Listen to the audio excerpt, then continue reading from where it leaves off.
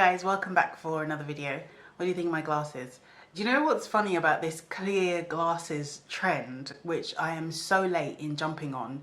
I think I saw them on Oprah and I was like, I need to get me those because I'd seen them on so many people, but I actually decided that I didn't really like them because back in the 80s, these were the glasses that you were prescribed by the NHS, and they prescribed you free glasses when you're a child.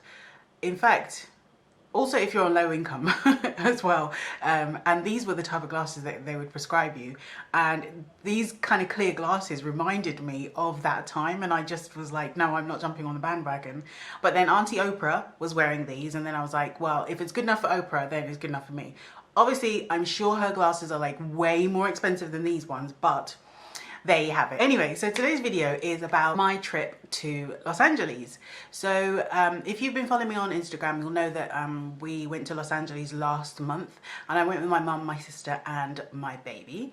And these are just some of the highlights of the trip, and I wanted to share those with you. Travel there was pretty straightforward.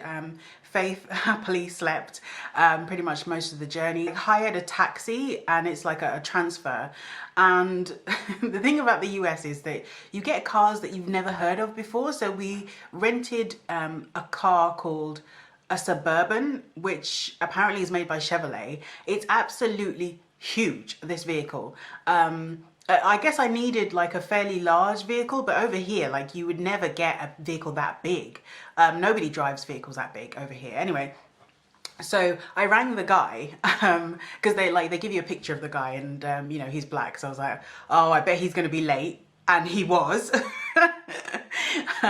Anyway, so eventually when I rang him, like, where are you? He was like, oh yeah, I'm on my way.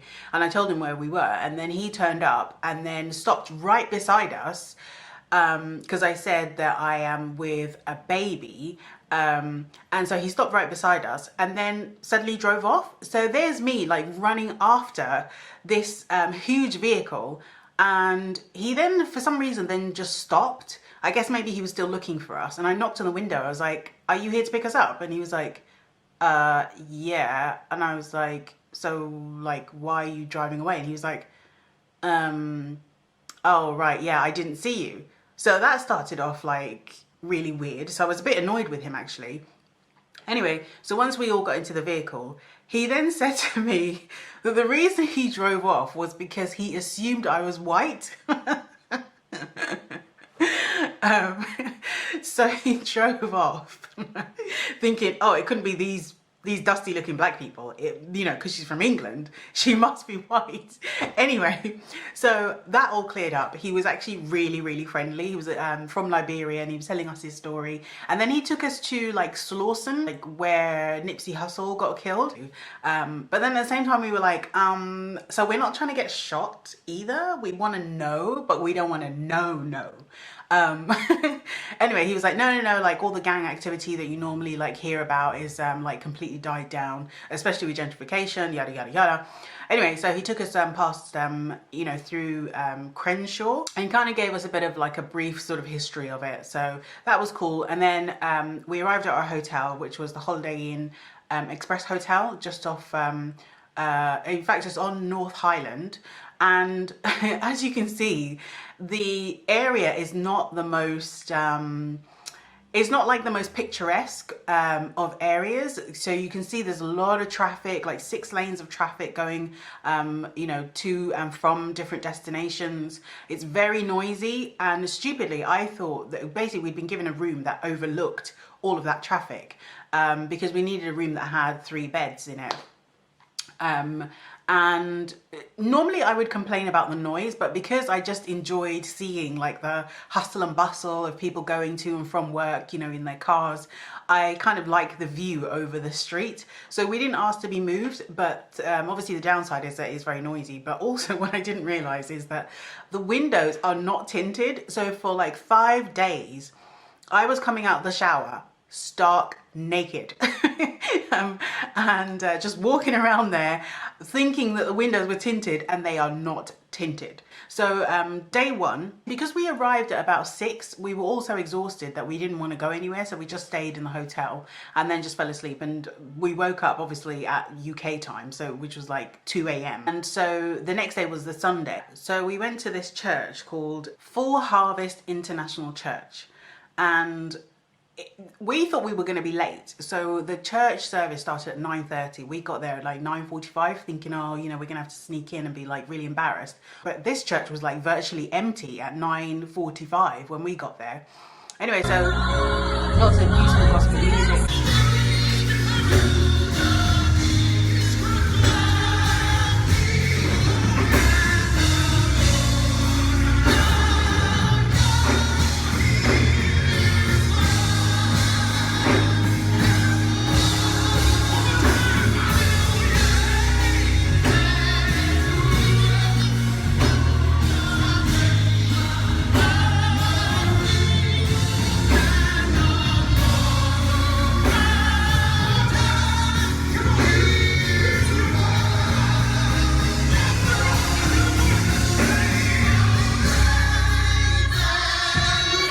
And then eventually the pastor showed up, and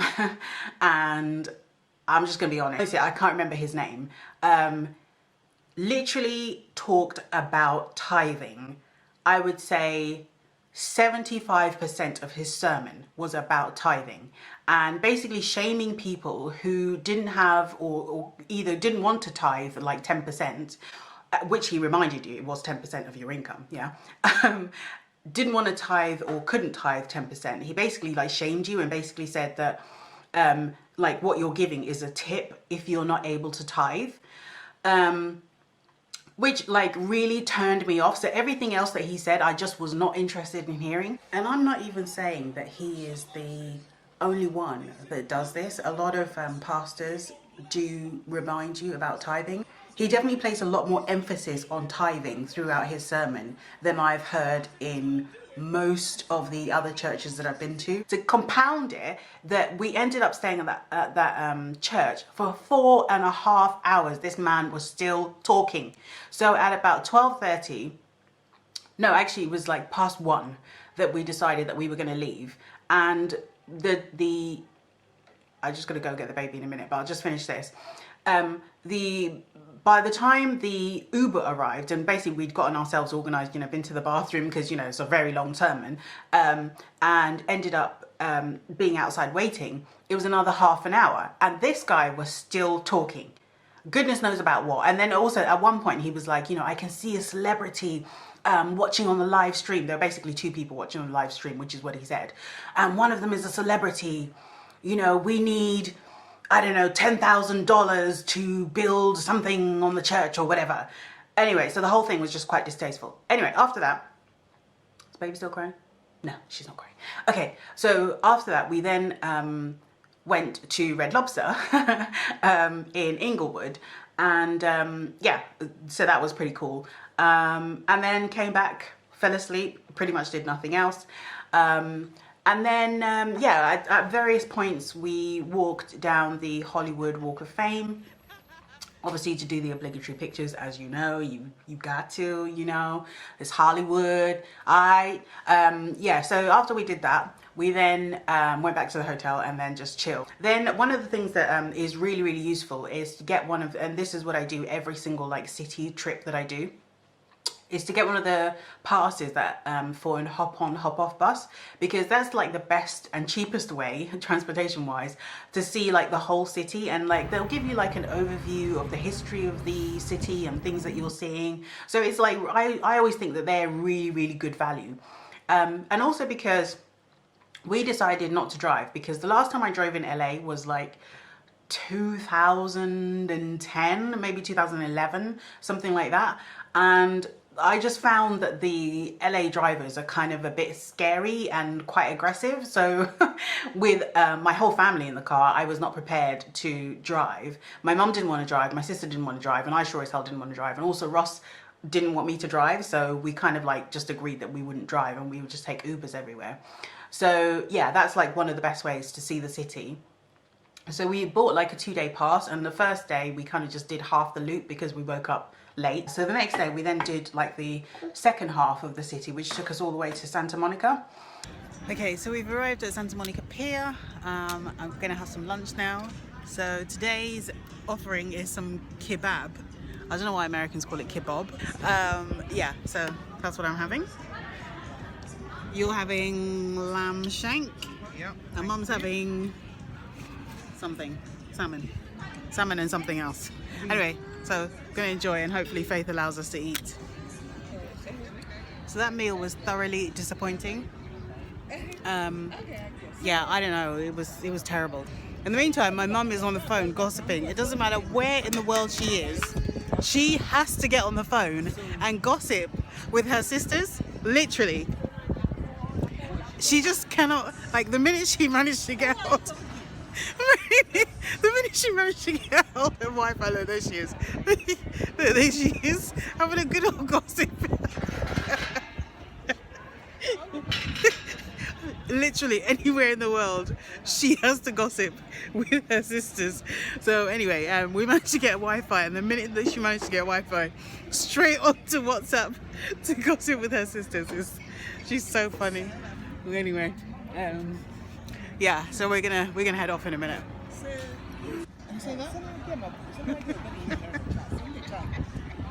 She hasn't finished talking, so she won't say that. Let in Chidaka back.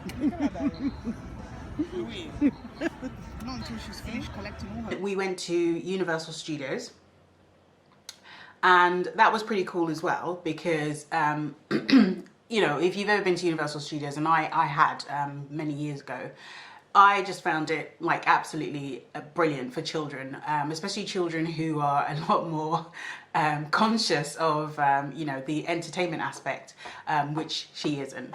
But they do like a tour of the studio as well, and give you a history of the studio, and they also tell you a lot about you know, like how movie effects are made, and then like you do this ride where they simulate like you know, like a disaster or something like that. So that was really cool. So I really enjoyed that. Yeah, so then at one point we then went to a massage parlor. Go on.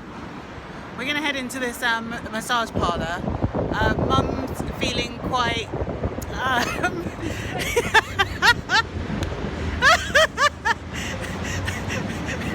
Mum needs a massage. Mum needs a massage. So we're gonna head into this massage place here, right here, and let's find out what it's like. Okay, so Mum's having her massage, and we're just gonna be sitting in here waiting for her to finish. Okay, listen. See what your mommy just said? When you think you're grown and you're too old to be told what to do. If I hear Pim from you, if I hear Pim, I'm going to tell you the story your mama just told me. Are you listening? Nisi? Oh, she's not listening. Okay, well, I've said it. I hope you're listening. Yes? If I hear Pim, if I hear Pim, if I hear Pim, if I hear Pim, Pim from you. It's not going to be funny when it happens. Pim, if I hear Pim. You see, if I hear Pim. If I hear Pim. If I hear Pim. I didn't know that would make you laugh.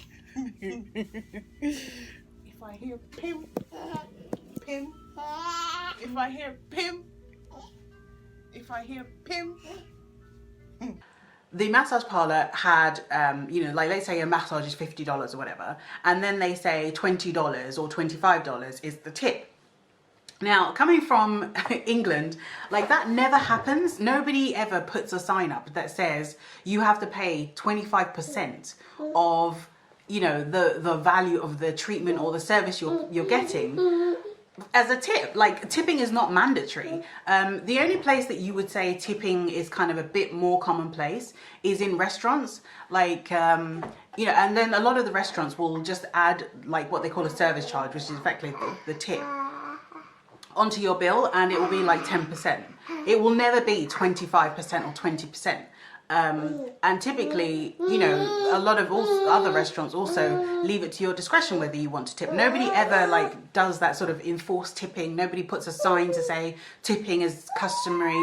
Like, nobody's aggressive about tipping. And that's the thing that I just find about the US, that is kind of a bit annoying, that, you know, you've sort of budgeted for your holiday and then you have to kind of budget 25% on top of that to cover the cost of like other people, you know. Yes, it is other people's wages, but it's kind of like, I don't know, the whole thing I just find a bit distasteful. But I understand that coming from an entirely different culture, tipping, you know, is customary, and I do tip. And I especially tip because, you know, being black, I don't want to be seen as a non-tipper. I know, you know, there is that sort of stereotype. So it makes me tip even more, which is kind of ridiculous, because it's kind of like I'm giving away more money just to prove a point, but like those people are never going to see me again. But, you know, you kind of feel like you have to represent for everyone, which is really silly. But anyway, yeah, so went to this massage place, which was pretty cool, and my mum made her objections about tipping very, very clear. She was not happy about it at all. Anyway, I just paid the tip because, and then she was like, no, give me the money. She's so African. Like, if I don't know, if you have an African parent, you know how much they hate paying for anything, oh, like basically over and above what the value is. And, you know, haggling is kind of like deeply ingrained in our culture, so nobody's going to give you extra money for just because, you know. On our last day, we went to the zoo, and we're quite lucky that where we were staying is quite close to a lot of like the major things that you might want to go to. So if you ever stay in Hollywood, then anywhere near the Hollywood Walk of Fame will take you about 10 to 15 minutes to get to Universal Studios or the zoo. Anyway, final day at the zoo, so that was really, really cool. Saw lots of animals. It is quite a bit of a hike to get to some of the more exotic animals, but still, it was a great time. For us, because our flight was at 9 p.m, we had to basically fill our day, and we filled it by going to the zoo. Yeah, that was pretty much our holiday. I hope you enjoy this video. Leave any comments in the comment box and I will try to reply, and I will see you for the next video. Thank you. Bye.